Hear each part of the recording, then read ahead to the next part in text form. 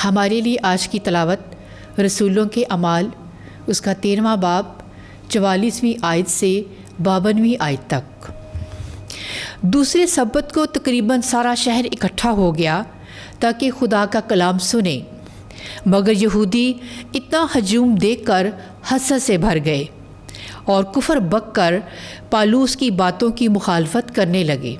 तब पालूस और बरनबास दलेरी के साथ बोले कि ज़रूर था कि खुदा का कलाम पहले तुम्हें सुनाया जाए, लेकिन इसलिए कि तुम उसे रद्द करते हो और अपने आप को हमेशा की ज़िंदगी के नाकाबिल ठहराते हो, तो देखो हम गैर कौमों की तरफ मतवज्जो होते हैं, क्योंकि खुदावंद ने यूं ही हमें हुक्म दिया है कि मैंने तुझे तय्युन किया कि गैर कौमों के लिए नूर हो, ताकि ज़मीन की इंतहा तक तेरे ज़रिए से निजात पहुँचे।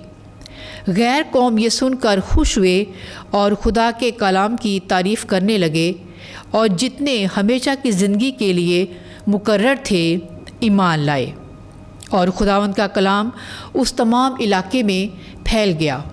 मगर यहूदियों ने खुदा परस्त इज़्ज़तदार औरतों और शहर के रईसों को उभारा और पालूस और बरनबास के ख़िलाफ़ फसाद बर्पा किया और उन्हें अपनी सरहदों से निकाल दिया। ये अपने पाँव की गर्द उनके ख़िलाफ़ झाड़ कर कूनिया को चले गए, और शागिर्द खुश और रूल कुद्स से मामूर होते रहे। पाक कलाम के पढ़े, सुने और समझे जाने पर खुदावंद की बरकत हो। खुदा का शुक्र हो।